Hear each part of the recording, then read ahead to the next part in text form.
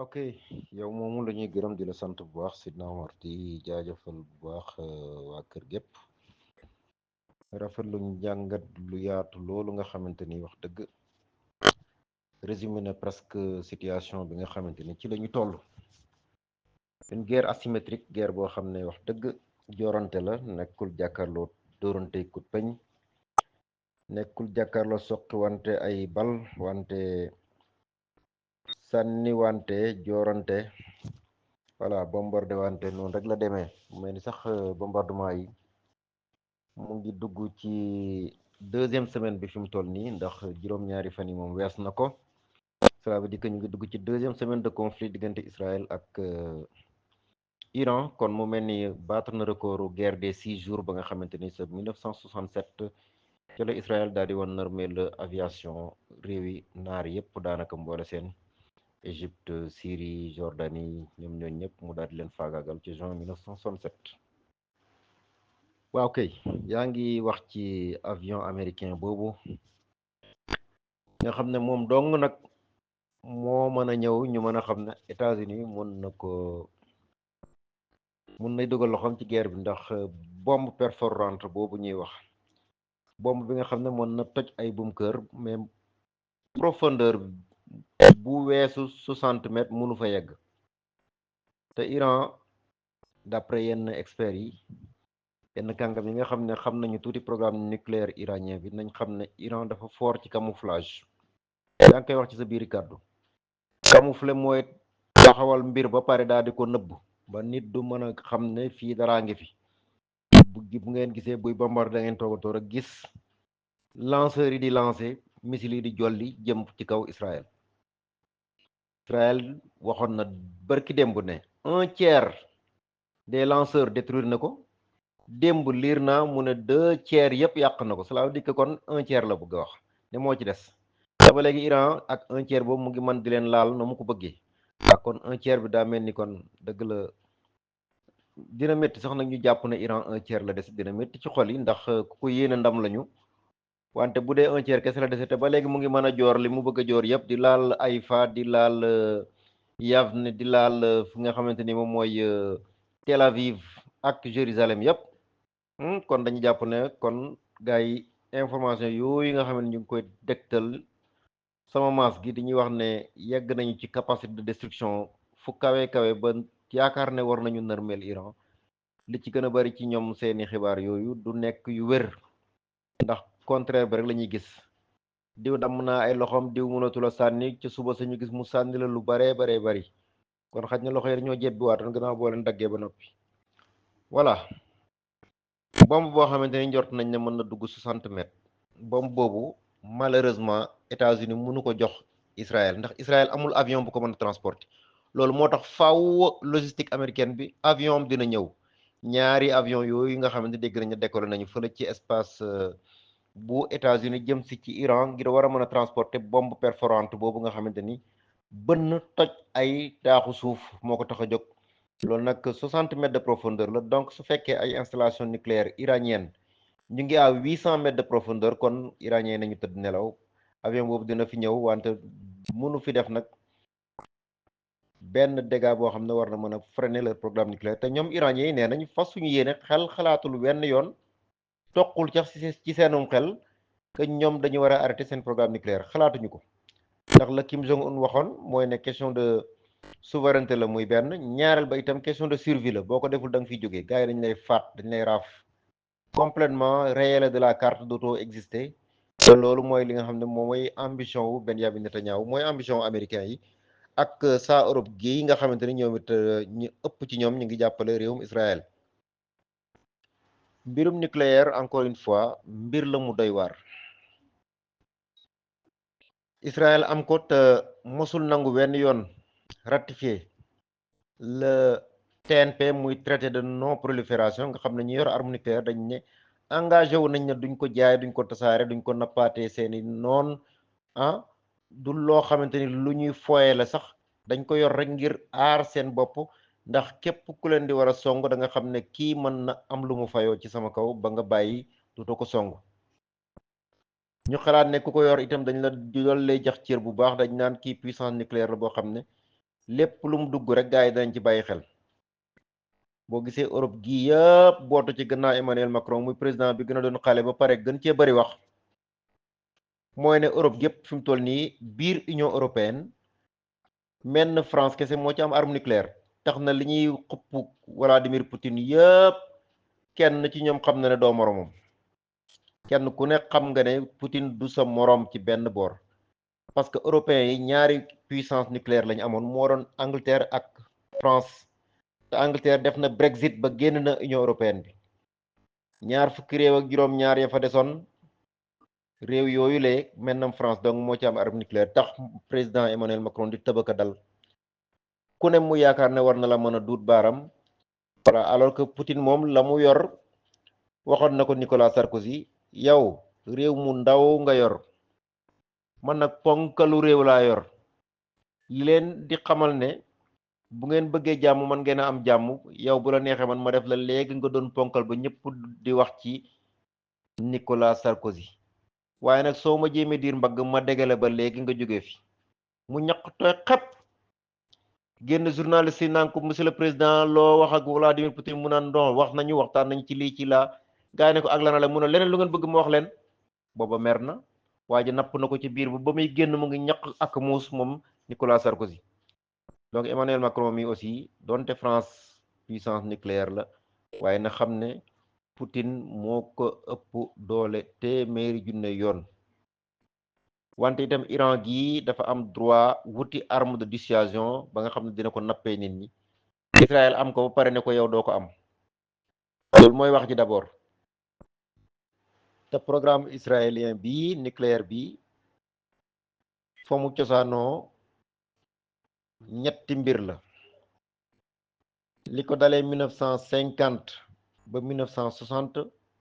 France da doon jàppale Israël ngir mu am arme atomique mu am arme nucléaire jamonoy Ben Gurion nga xam ne moo doon njiitu réewu Israël moo fi nekkoon ak waa France commencé leen jàppale ba ci lañ am seen réacteur boobu nga dégg ñuy wax ca Dimona tey jii feeñ na ci ay xibaar Dimona centrale ba nekk foofu français yi ñëw ci dimbali israélien ci diggante 1950 ba 1960 bañ jógee foofu ba ñëwee ba atum 1958 ci la américains yi ñëw Atoms for Peace benn programme la boo xam ne dañ ne nañu fexe dimbale Israël mu am programme nucléaire boo xamante ni pour am jàmm la waaye ñu ne nucléaire civil kese la boobu nag am na ci sax as lëf soo xam ne AIEA Israël may na ko mu koy xool waaye am na ci sax wet goo xam ne nanguwul mu yegg fa ndax moom dara tënkut ko ak AIEA mi nga xam ne mooy kippaango gi àdduna bi bokk te muy sàmm li nga xam ne moom mooy wàllum nucléaire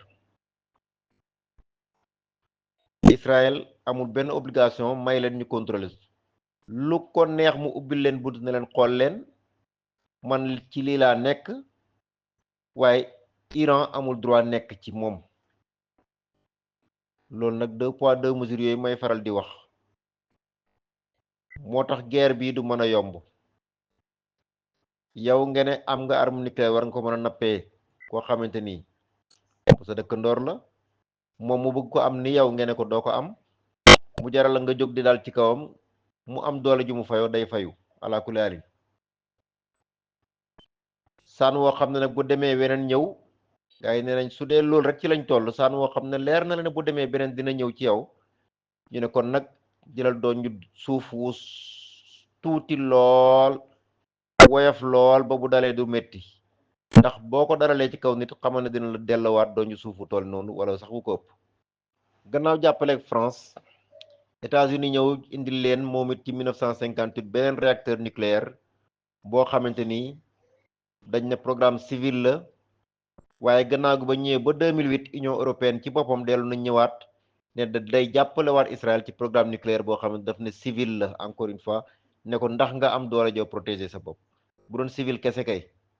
duñ ci tudd protection ndax Israël askanu Israël war na mën a des ci kaw suuf moom mi dëkk ci suufu waa Palestine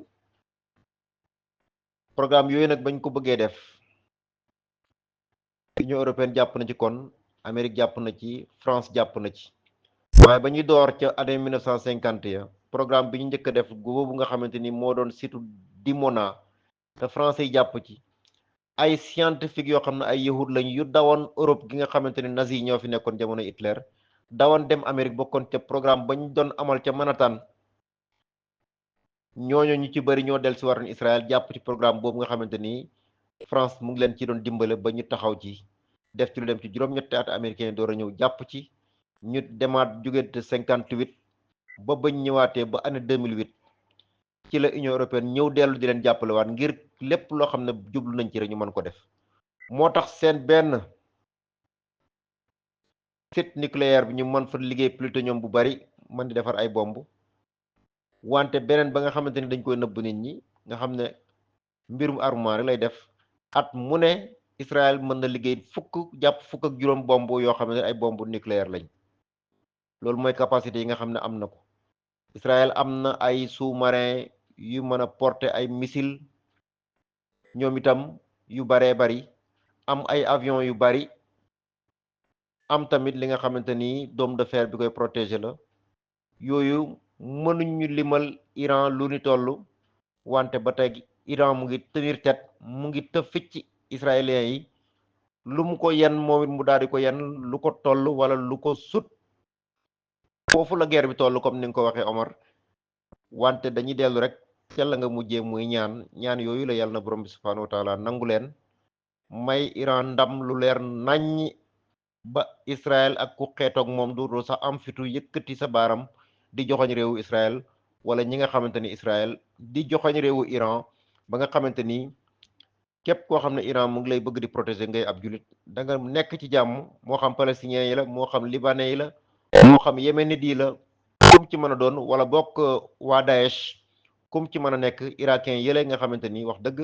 ñu bari dañuy faral di wax ayatollah Ali Khamenei waaye ku ne xam na ne ayatollah bu mag ba moom doonte ay yëngatum bareetul wante mu ngi dund te mu ngi ci suufu Irak la nekk jamono jiñ toll nii nañu bañ a fàtte ñoom américains yi ñoom israéliens yi ak ñoom occidentaux yépp que ni li ñuy woo Iran doful ba dellu di leen gëm Iran doful ba dellu di leen gëm ci di leen wuy ji ci ay négociation nga naan ko sax nañu daje Turquie ak nañu dem fii ak fële président ba na ñëw ak ayatollah na ñëw iranien yi xalaatuñu sax def lu mel noonu li mu leen wax lu leer la guerre bi su ngeen bëggee mujj xam ngeen fi ngeen di jaar Israël na bàyyi tiire sama kaw ma bàyyi di fayu ndax man fayu laa fi nekkee booba léegi ci fàttaliku nag Saddam Hussein ba muy négocier ak occidentaux yi dafa négocier ak ñoom ba le 1er août 1990 ba mu daggee ne bàyyi na négociation bi bàyyi na dagg négociation yi mu doon amal ak ñoom ay waxtu yu néew lañ ci teg moom Saddam Hussein muy le 2 août mu daal di envahir réewum Koweït maa ngi koy fàttali fan yële ca départ ba rek yooyu jamono mu ngi amoon un ministre des affaires étrangères bu éloquent bu mën a wax bu mënoon a solo itam nag ñu daan ko wooyee Tariq Aziz mooma tenir na en haleine monde entier bi yëpp ci ay négociation ne que fekk na Saddam Hussein pare na américains yi double rôle boobu ñu def loo ko Iran di négocier ak moom koo xam ne yow àdduna bi amoon nañ ak moom accord ci Genève yow Donald Trump ci sa premier mandat yaa daggoon génn Amérique bokkatu ci déggoowul wenn yoon ak programme nucléaire iranien sanction yi ma ko waroon tegaat naa leen ko tere naa képp ku jëflante ak moom wala su ma ko yëgee dinaa la teg ay sanction ba kenn ñemeetul jëflante ak moom xanaa Russie xanaa Turquie ñi koy ñi bàyyi xel réewu Iran ak ñi nga xamante ni ay partenaire am lañ di ay proxy wala boog ñoo xam ne ay loxoom lañu ay wànqaasam lañu muy yéménite yi muy libanais yi wala muy palestiniens yi nekkoon fële ca Gaza su moyee loolu Iran ñu daal di ko beddi ko depuis lu ëpp ñeent fukki at mu métti trop ñu foogoon ne kii moom Israël da koy jàpp sëggal dóor ba doyal te iranien ñu ngi wan que ne wax dëgg yàlla doonuñu xale kenn boo xam ne da nga koy jàpp dóor ba doyal rek bàyyi mu dem wala nga bàyyi mu jooy fompiron ko ñoom te daal di noppi mu mel ni kon yëf yi fi mu toll nii métti na fulu na itam maanaam xaw na lëndëm ci ñenn ñi wante lu mënti xew nañ jàpp ne Iran mu ngi jéngu ba tey dugg na ci deuxième semaine de guerre ñu ngi koy ñaanal yàlla mu may ko ndam ci kaw Israël li am solo daal mbokk yi mooy Iran monde entier bi yëpp nangu nañ ne fañ ko doon xaar ci ak néew doole gannaaw buñ ko embargoé lu diir bu yàgg bi yëpp weesu na ko que iranien yi am nañu résilience nattuñ leen teg mën nañ ko muñ bi yàgg na métti na trop ci seen askan wante ba tey ñu ngi taxaw jàmmarloo ak nooni islam yu mag yi di Israël ak réewu États-Unis d'Amérique Angleterre ak France ak ña ca des mu doon loo xam ne xaj na ñu bari miracle lañ koy jàppee mais du miracle liggéey la rek liggéey la persévérance la détermination la engagement la mais aussi volonté la ndax xam nga Iran ni mu duggee ci guerre bii duggin wu metti la salaamaaleykum ñi rey say kàngam ngay xalaat ñan ñoo leen di war a mën a remplacer ak diir bu gaaw bi nga xamante ni remplacer nga leen ñooñu nekk ñu opérationnel ñoo xam ne dañoo daal di ñëw rek indi riposte bi nga xamante ne ñu bari foogoon nañ ne Iran du indil sax lu toll noonu ci làmb ji ñu gis mu bëre bu rafet bañ toll fi ñu toll nii jël amagul te jël yàlla na féete ci côté Israël Iran nag dëgg la ku ko xam-xam ne depuis 1979 dafa déclaré Israël comme ab noonam numéro un tax na Israël itam lépp lu mu am faagaagal Iran la bëgg moo surtout partenaire am bi ko gën a jege muy États-Unis d'Amérique loolu tax na Iran itam yàgg a modifier plan yi nga xamante ni da koy am ndax li ñuy wax guerre par procuration bi États-Unis def loo Ukraine ngir néewal doole Russie di ko def loo tey Israël ngir néewal loo doole ki nga xam ne mooy Iran itam yàgg na def lu ni mel ndax amoon na Hezbollah ca Liban amoon na Houthi ca Yémen amoon na itam Hamas ca Palestine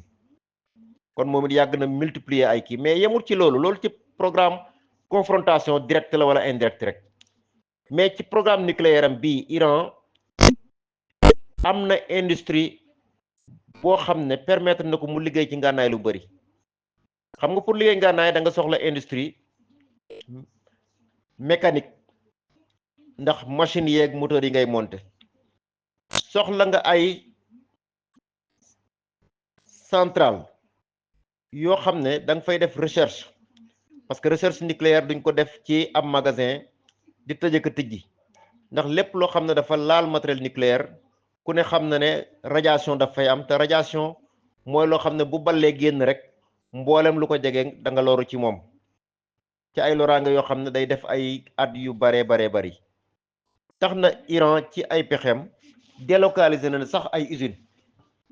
ku ne dégg na ne guerru Ukraine ak Russie bëri na ay missile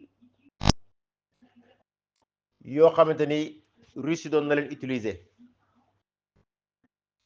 missile yooyu nga xamante ni ñu ngi leen doon woowe Shahid Russie doon leen utiliser pour mën a wéyal guerram bi ca Ukraine Iran di leen ko jox mais fan ngeen foog na fa la missile yooyu jógee ndax da ngeen yaakaar ne dañ ko doon jëlee ci suufu Iran di ko traversé loo muy dem daawul demee noonu Iran ci boppam am na usines yoo xam ne ci suufu Russie la ko implanté di produire donc tey ji buñ bombardé woon li mu am yépp ci biir suufam itam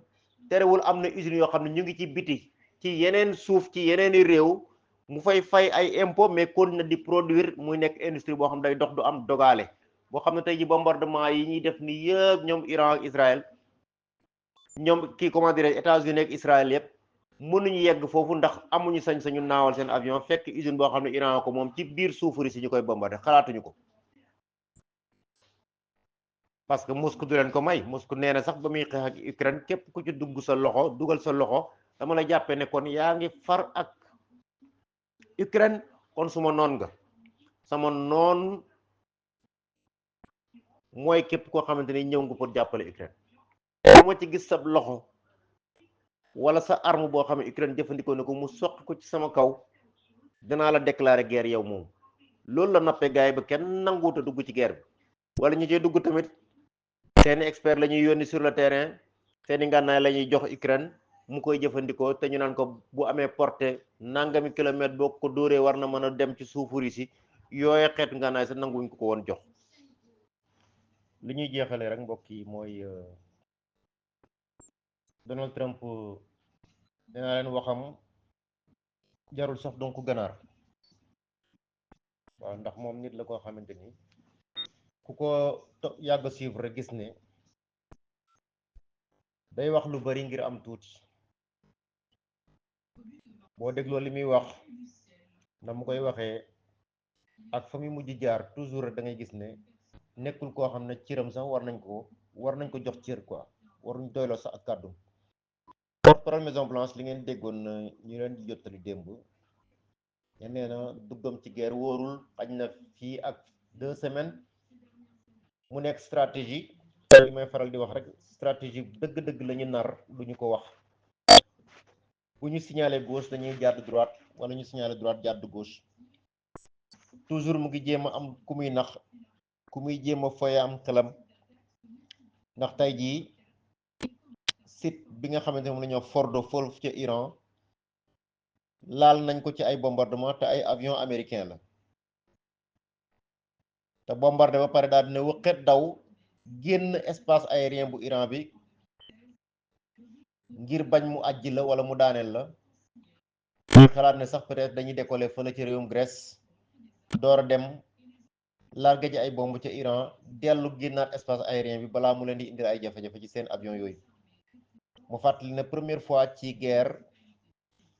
ñu daaneel ay F-35 te F-35 yooyu dañ jàppoon ne gaaw nañu gaawaay goo xam ne kenn waru leen mën a daane te américains yi gis nañ ne perte nañ ci 2 ba 3 ci guerre bi taxoon na nag ñu def ndànk ci lu baree bari mais seen avion furtif yi nga xamante ni détecté leen sax di jafe na ngir seen gaawaay bu ñu frappé le site de Fordo ba pare daw replié wu génn espace aérien iranien cela veut dire que ñoom dugg nañ ci guerre bi waaye duggin woowu lañ fas yéene def muy maanaam njoos njokket waaw njoos ba waa ji di jéem a fayu nga ne wëqet daal di daw voilà nga ne ko njoos naa la waaye doo njokket su boobaa nag dafay daal di doon guerre boo xamante ni dañuy bëgg créer 2 fronts différents bëgg Iran di laalante ak Israël Amérique nekk fële ne yoonam nekku ci guerre bi duggut ci guerre bi léegi mu dugg ci nag ne maa tey dugg naa ci waaye amul fitu taxaw jàkkaarloog ñoom dafay bëgg di laal di daw yaakaar nañ ne noonu buñ ko sotowee waruñ ko mën a téye ci rythme bu yàgg ci durée bu yàgg waru mën a xeex ak ñoom diir bu yàgg te amuñu li ñu bëgg ci moom mu yàq complètement le programme nucléaire iranien te dàquñu sax wenn yoon jéem a rey ki nga xamante ni mooy Ali Khamenei bi nga xam ne mooy njiitu gardien de la révolution yi foofu ci Iran. Babacar loolu war nañ ko xam sax parce que même Donald Trump moom dama weddi boppam Donald Trump moo ne woon bëggatul di dugal réewum Amérique ci benn guerre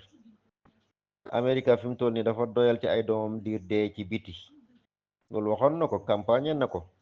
mais par la suite mu ngi def loo xamante ni war na ginnaaw la mu waxoon la mu gëm la woon nit ñi rek maanaam waxeet daal def gannaaw bu mu waxee ba noppi daal dina waxeet ndax def na leneen Donald Trump du ma doon wax make America great again génération maga bu nga xam ne loolu lañ toppee parti républicain yi ba joxaat leen nguur gi gannaaw buñ ko ñàkkee woon ba Biden falu woon di démocrate ñu joxaat leen Amérique ñu jiitewaat ko ñoom républicain yi daf fekk ne gëm nañu projet boobu nga xam ne tegal na leen ko waaye nag projet politicien moom ku ko ci moytuwul toujours da nga yàgg am mbetteel ndax li ñuy wax pour falu dañ koy wax rek pour falu ñoom ñi koy wax sax gëmuñu ko ndax benn politicien bu mag bu dëkkoon réewu France mas na wax ne dige yi nga xam ne ñaa ngi koy dige ci jamonoy campagne électorale jamono yi nga xam ne dañuy dagaan baatu askan wi mun a dige yooyu engagé wul lu dul ñi nga xam ne ñoo ko gëm dige yooyu ñuy dige engagé wul lu dul ñi nga xam ne ñoo gëm yooyu dige maanaam ku koy dige moom da ko doon dige rek pour wax rek dem yoonam ndax nit ñi danaa def nangam yow mi ko gëm na nee na yow yaa ci am responsabilité waaye ki ko doon wax moom leer na ko ne da ko doon wax ci période campagne donc waaye nekkul lu muy mën a jëmal bés bu faloo xam naa dinañ ci ñëwaat rek incha allah indi ci sunu gis-gis bu gàtt rek ndax lii lan la mën a jur yan coppite la mën a indi ci guerre bi côté israélien ñu ngi jubilé déjà Netanyahu di génn di sant di gërëm bu baax président Trump ne ko def nga loo xam ne benn armée ci àdduna bi mënu ko joor nga Iran dóor nga ko ci xol bi fa mu gën a neexee fa mu gën a méttee ci moom ralentir nga lu mu néew néew ñaari at jàpp ñetti at programme nucléaire iranien bi Donald Trump jërëjëf maa ngi lay sant bu baax président États-Unis d'Amérique lii da ko wax moom mi nga xamante ni mooy Benjamin Netanyahu encore une fois mu nekk message boo xam ne loolu rek la mën a wax parce que Israël dem na ba tële jéem na bombardé foofu amut ca la mu bëggoon ndax am na lu mu yàq mais à la surface te ku ne xam na ne le site de Ispahan googu site la boo xam ne moom ak Natanz dañuy ñëw détruire lu bari ci kaw li nekkoon ci kaw suuf si wante leer na leen ne installation yi ñu ngi ci biir suuf lu weesu plus de 80 mètres plus de 90 mètres moo tax même bombe bii Donald Trump di jubile naan éradiqué naa complètement il se trompe mag la muy jaay boppam rek waaw ndax tey jii bu fekkee ne bombe bi ñëpp xam nañ ne bombe perforante la bombe la boo xam ne mën na toj ay bu mu kër dugg mais 60 mètres de profondeur weesu ko installation yoo xamante ni ñu ngi nekk à plus de 90 mètres ca biir suuf ah nekk ay labyrinthe aussi parce que Iran ñëwul rek tabax ci kaw nii daal di tabax ci suufam déedéet ca biir suuf sa ay yoon yu dëng la ko def di tabax di dem ni mu ko installé ci biir suuf njort nañu ne bombardement yi mënul yàq programme nucléaire iranien teg ci wax naa leen démb que ne Iran dañu fort trop ci camouflage mooy nëbb camoufler mooy nga nëbb benn affaire tegal la loo xam ne tey da ngay jàpp ne lii la te loolu aussi bu ngeen fàttali ko mbokk yi guerre golfe bi amoon opération tempête du désert bi nga xam ne coalition internationale ñoo ko yóbbu woon fële ca Koweït ngir génne fa Saddam Hussein def na lu mel noonu ay avion yoo xamante ni ay kamikaze yu mu tegal nit ñi la ñu yàpp na ay avion de combat la bombardé ci ay fan door a gis ne dëgg-dëgg li ñu gisoon nii Saddam lim ñu tegal nii nekkul ay avion Saddam ay avion génne wutoon leen yooyu jamono tegal na leen lu nuru ay avion rek ñu dóor ci seeni bombardement yu dul jeex ci xew mbir mi moom am na ay conséquences Israël mu ngi jubilé yaakaar na ne anéantir na Iran te Iran ala kulli haal dina riposte ndax discours Donald Trump bi déjà démb dès le départ rek ci la commencé ay nar ndax nee na succès la ndam la samay avion dem nañu bombardé nañu yàq nañu dellusi war nañ dara jotu leen léegi nag jàmm dina am parce que Israël yow Iran boo yëkkate sa loxo naan da ngay jéem a fay wala nga laal sama benn base militaire bu nekk ci dig-digal boobule dinaa dellusiwaat te bi yoon bu mu dellusee day gën a métti jébbalul sukkal raam xaatim na jeex na dootoo xare te sa programme nucléaire da nga ci teg ay conditions yu leer yoo war na dootoo ci jéem a sax yëngu mais loolu mooy signer sa arrêt de mort loolu mooy sëggal signer ne diw am bés sàngam bu la neexee jël paaka ñëw dagg sama baat te loolu c'est hors de question xamee ne bu fi jóge woon tey keneen ka koy remplacer ñu éliminer waat ko keneen ñëw remplacer ko tamit ba ca ku mujj ka kenn du ci mës a nangu condition yi nga xamante ne Donald Trump mu ngi koy teg loolu moom xalaatuñu ko loolu cela signifie la fin de l'état iranien parce que bu amul doole joo xamante ni ñëpp dinañ ko laale bant bu gudd bu amul arme nucléaire comme ni ko Israël amee te mu nekk ci wetam dootul am jàmm am réewam dootuñu am jàmm te jamono jii ku ci bëgg am jàmm da ngay waajal xare donc ala kulli haalin Iran dafa obligé dina fayu kay bien sûr dina fayu loolu mënul ñàkk tant que mu ngi mën a am lu mu sànni dina ko sànni est-ce que nag danañ dem ba dootul am benn lanceur bu muy lancé te jàkkaarloo terrestre wàcc ci suufam di xeex ak moom loolu amagul wala xalaataguñu ko su mënatul a lancé ndax dina mën a fayu parce que amul aviation su boobaa nag beneen arme rek lay desal mooy détroit d'Ormuz boobu ci la jëm su boobaa wala mu utiliser ay Proxim Hezbollah donte ay laafam tooy nañu wante la mu desee que ne war na mën a yëngal outil ya nekk ca Yémen la même chose bande Gaza bi donte néew nañu doole trop boole ci xiif yaag rey yu métti yi ñu leen di rey wante du ñàkk ñoom itam ñu mën a am lu ñu def ngir mën a venger li nga xamante ni mooy situation bi ndax Amérique yoonam nekku ci guerre bi te ñëw dugg na ci na saraax ci biir Iran bu dee am na ay partenaires ñoom itam nag nañu ko doon waxee ku mel ni Pakistan ku mel ni keneen ak keneen dinañu xaar d'ici quelques waxtu ndax ñoom it dinañ ñëw jëm ko wàllu jëm ko dooleel ndax wax dëgg yàlla ki nga xam ne moo taxaw di yuuxu ne am naa ndam muy Israël moo doon woote wallu rek Israël moo doon fi woote wallu Israël moo topp chaque jour moom Netanyahu di woo Trump ne ko yëf yi boo ci jàppul man sama armée tële na, sa bomb yooyu boo leen indiwul mënuma am bunt ci kaw Iran, ndax guerre bi dem na ba dugg ci ñaareelu semaine comme ni ma ko waxee woon démb, te Israël mënul woon am ndam, mënul woon jël le dessus donte mu ngi doon crier victoire fu mu toll di bàkku ne moom moo gañe, moom mi nga xamante ne lay xew ca biir suufam nangu ko wane, nanguwul wane ne moom am na ay dégâts yu ko Iran teg, nanguwul wane ne moom dafa nekkoon ci difficulté ba buñ ko walluwut guerre bi foofu la naroon yem, waaye moom dootul doon ci génn ak ndam mukk ndare Amérique dugg ci biir comme ni mu ko defee biig ci guddi. kon frappe américaine yi mu def ci guddi démb ñaar fukki fan ak ñaar ci weeru juin 2025 ci ñetti sites nucléaires yu Iran yi muy Fordow di Natanz di Isfahan dafa bari lu mu soppi ci guerre bi, dafa indi un tournant, ndax Donald Trump nee na opération bi réussir na lool, bomb yu bare yu diis a diis joor na leen ci kaw réewu Iran, te conséquences yi ci tàng-tàng bi rek dafay soppi guerre bi. loolu ay kàddum la, ndax nee na programme nucléaire iranien bi lu mu tuuti dinañ ñu ko tardeel, dinañ ko nasaxal, dinañ ko gàllankoor lu dem ci 2 jàpp 3 at. Iran dootul mën a am capacité, dootul mën a am dooley mën a defar arme atomique, ci li nga xamante ni ay xayma la yu israéliens yi def ba jox ko américains yi ñu daal di ko siiwal. Escalade contrôlée, jàpp nañ ne kon guerre bi fi mu toll ni ñoom ñooy yor seen cëggal guy, ñooy foy fu leen neex, ñooy faslante, ñooy dagg fu leen neex ñoom américains yi ak israéliens yi. Trump nag mu ngi menacé di artu ki nga xamante ni mooy Iran naan ko gaawal nga indi jàmm. kan moo fi jële woon jàmm? kan moo njëkk a soqi woon bal ci kaw moroomam ku dul Israël? lu tax Iran moom la ñuy dóor ba pare moom moo féetee ay tooñ? àdduna bu doy waar ci la ñu nekk mbokk yi. naan ko moom Trump di artu Iran naan ko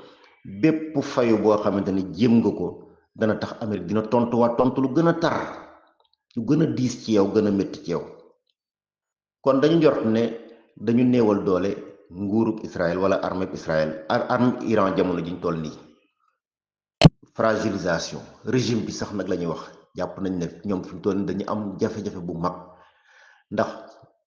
suñu bëggee fayu ndax am nañu dooley fayu, wala ndax ñeme nañoo fayu, wala bu ñu fayool dóor yu métti yi leen dëkk ndax dinañu ko attan ñoom. kon ndax dañuy faslaan seen loxo jébbalu ngir mën a des ci bopp réew moom ñu bàyyi leen ci jàmm dootuñu leen bombardé, wala dañuy toog rek yàccaaral mu nekk ab defet boo xamante ne dellu nañ ko am di dawaat ay at door a mën a amaat doole juñ dellu fayuwaat ci kaw Israël. frappe yi kon dañoo ñëw pour yàq fortification, muy nëbb bu am solo bi nga xam ne nëbboon nañ ko, def ay béton armé yoo xam ne épaisseur u plusieurs mètres, liggéey ca biir a biir suuf ngir làq fa say site nucléaire. frappe yii américains yi ñëw ne dóor ñu dóor ci seen kaw yàq nañ lépp, te loolu ñuy liggéey ci ay ati at kon dafa mel nit ku tabax ay at ñëw ci genn guddi rek nga ne yàq naa lépp toog. loolu naka la ko nguuru Iran war a mën a dundee? avantage yi ci Israël war a am gannaaw bu ñu dóoree bomb yooyu ci kaw Iran ba noppi mooy lan? njort naa ne dina wàññi menace bi, maanaam doole ji Iran amoon ba war a mën a nasaxal comme ni ko iranien yi bëggee, war a nasaxal réewu Israël, war a am doole joo xamante ni war nañ ko mën a éliminer, faat ay kilifaam moom itam comme ni mu ko defee, daaneel ak nguuram comme ni muy jéemee daane nguuru Iran. yooyu yëpp jàpp ne Israël ci coopération bilatérale rek la ko mën a amee, alliance bi mu def ak États-Unis ci la ko amee, wante Israël ak Iran rek ñoom ñaar ci kaw balance yaakaar naa ne dina jafe lool beneen plateau bi lëng moroomam. lan moo ciy tono ci biir réewam moom Netanyahu? gouvernement bu Israël kon dafa mel ni am na ndam la ko tuddee lu mag a mag a mag, une victoire stratégique. am na ndam te dëgg-dëgg ay laafam tooyul, ñoom noonu lañ ko jàppee, maanaam comme keneen moo ko xeexal xeex bi, te xeex bi wax dëgg dès le départ tam ñëpp xam nañ ne xeexu Amérique la Amérique moo doon guerre par procuration ki mu procuré woon ne ko demal geeral ma ba mu tëlee mu ne ko comme maa la yónni woon te tëlee nga xaaral ma ñëw jàppale la wanaat la yoon wi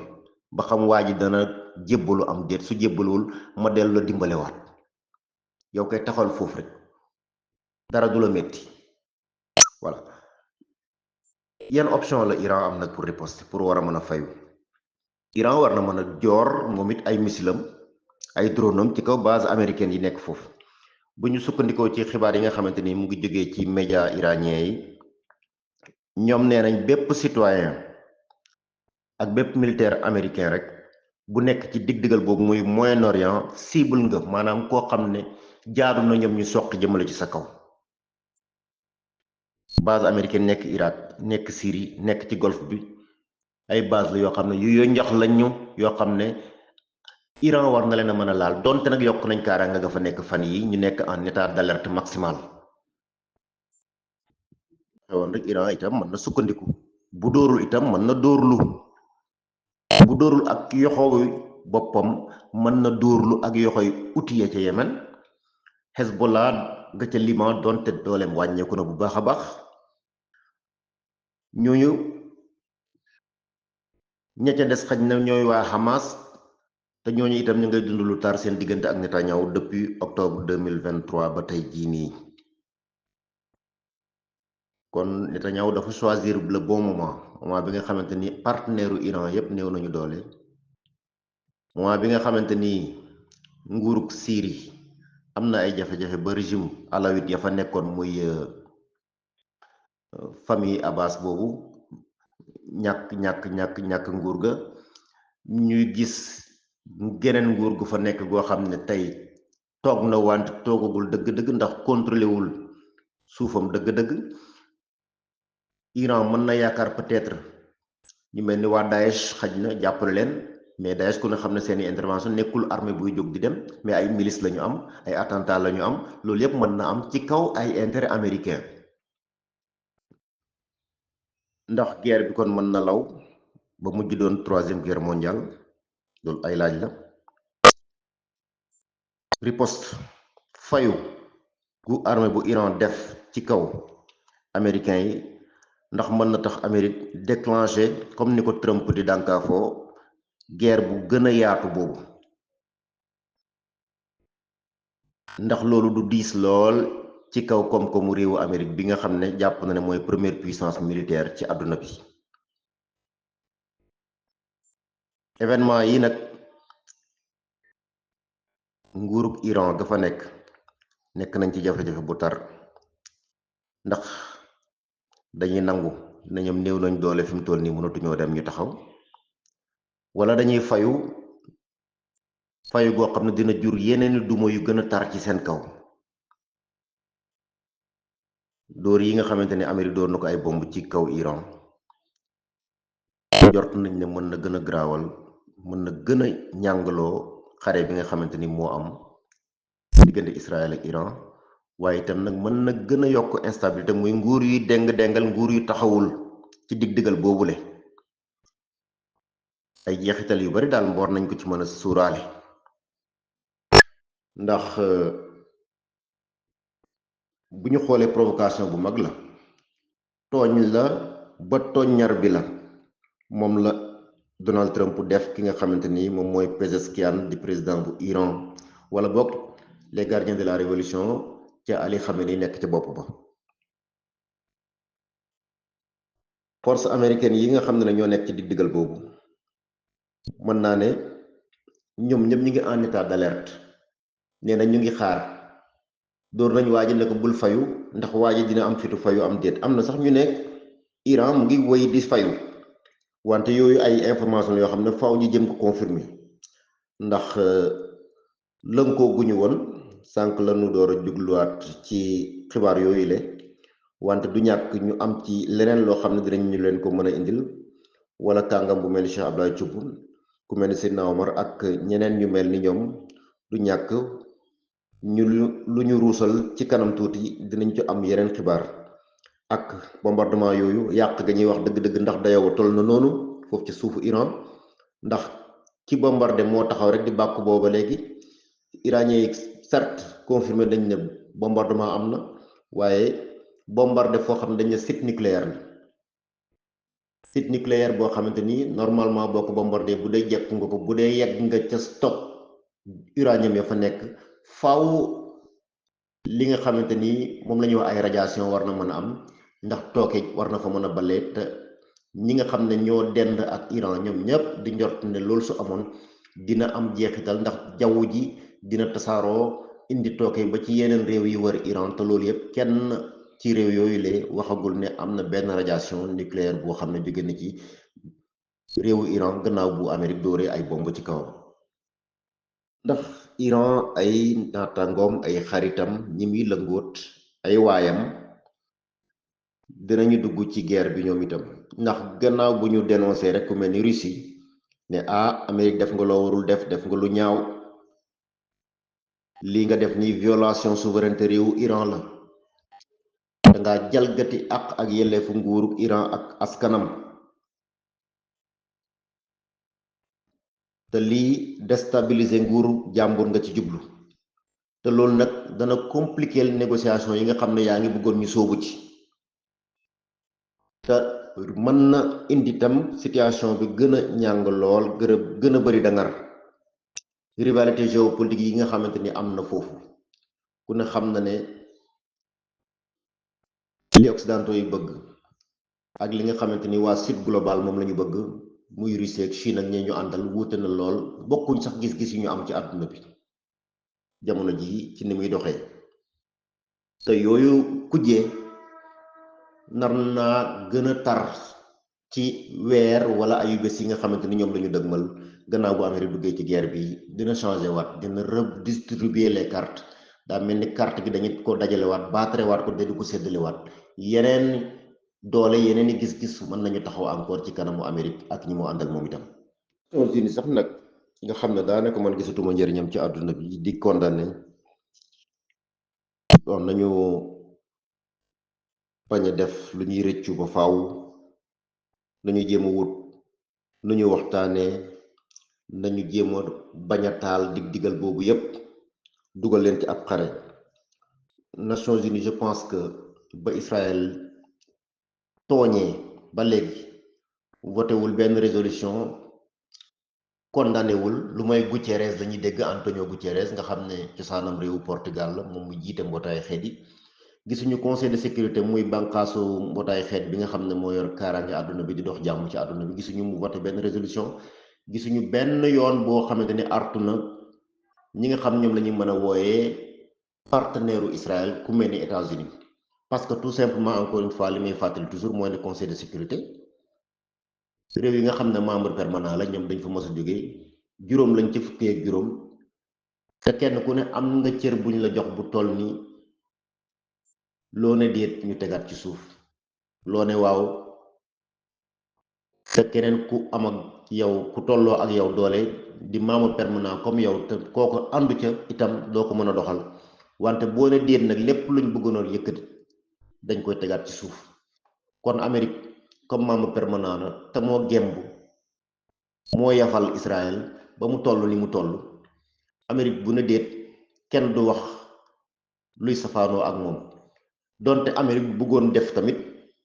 intervention boo xam ne ci turu mbootaayu xeet lay demee Chine du ca ànd wax ji dañ koy tegaat ci suuf Russie mënu ca bu ca àndul wax ji dañ koy tegaat ci suuf Angleterre ak France ñoom it kazaalika kon benn membre permanent boo xam ne nekkul puissance nucléaire yooyu amul loolu encore une fois day ubbi ay palanteer mooy ne war nañu réformer waat conseil de sécurité war nañ ko càmbar jot na yeneen réew yu nekkul ay puissance nucléaire te am doole lool mel ni tey jii réewu Inde ku mel ni réewum Brésil wala pourquoi pas benn wala ñaari réew yoo xam ne dañuy jógee ci Afrique gi war nañ ko mën a ñëw teg ko fa loolu dina gën a indi équilibre dina gën a tax lépp loo xamante ne lu ñu war a jëmale ci ñenn ñi la te nekkul lu jaadu ñoom it am seeni ñooñ ñu fa toog ñoo xam ne danañ mën na déet lii kat duñ ko seetaan. Amérique ak Israël nag seen yoon nekkul ci droit international song nañu réewu jàmbur laajuñu mbootaay xëy di ñu ngi ko def mu di ko gis Donald Trump bi muy wax danaa ci dugg du ma ci dugg ne xañ na fii ak ñaari semaine loolu yépp newoon naa leen la Irak doon def ba muy négocier pour moom Saddam Hussein dinaa dem ci xare am duma dem ci xare te xamuñ woon fu mu bëgg a dem ba mu génnee ci xare ba rek dafa daal di song Koweït ci tàng-tàng bu mu nekkoon le 2 août 1990 ba nañ koy génnee ca année ba ca topp coalition internationale génne ko.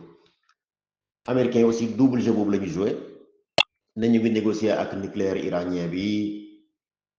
ba ci weeru avril bi passé la waxtaan yooyu dakk mais loolu yëpp mu ngi ko doon def pour naaguloo leen parce que kàngami Iran doon délégué ñuy ñëw di toog di waxtaan ak ñoom ñu ci gën a bari bañ pare Israël ñëw na faat leen te Amérique yëgoon na ne Israël mu ngi ci yoon wu mu songe Iran mais mu leen di nelawal di leen woo ci ndaje di dem ko dikk ba ni mu gisaatee encore mu ne fii ak fukki fan ak juróom bu yefi leeru nangam fekk boobu itam pare na naawal ay fofal naawam ñu jógee fële ca Missouri daal di ñëw def li ñu def foofu ci biir réewu Iran ci guddi biig gi mu nekk loo xam ne encore une fois dafay firndeel rek ne Amérique ñoo am président bi gën a dof ci àdduna bi Amérique mooy nguur bi gën a naa fekk ci àdduna bi mbootaay xëy itam nekk na ci pàngu goo xam ne jariñatul àdduna bi dara ndax assurétul sécurité defatul promotion wu droit ci biir àdduna bi waaye itam day dugal loxo sax ba ci ay affaire intérieure réewu jàmbur di violer souveraineté réew mu mel ni Iran di ko def di ko bàkkoo naan maa ngi yónnee message àdduna bépp ñu xam ne sama armée man Amérique man kese maa mën a def li ma def nii man maa am doole def lii te Iran maa ngi lay xaar boo yëkkati sa loxo ma daal di la dellu duma waat duma yi raw yi ma la duma démb foofu la àdduna bi tollu mbokk yi muy lu metti loo xam ne